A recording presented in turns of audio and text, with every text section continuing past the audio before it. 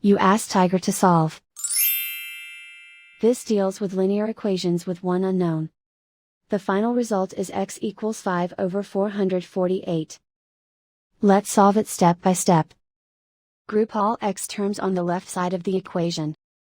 Subtract 512x from both sides. Simplify the arithmetic. Group like terms. Simplify the arithmetic. Isolate the x. Divide both sides by negative 448.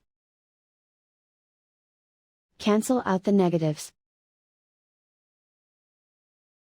Simplify the fraction. Cancel out the negatives.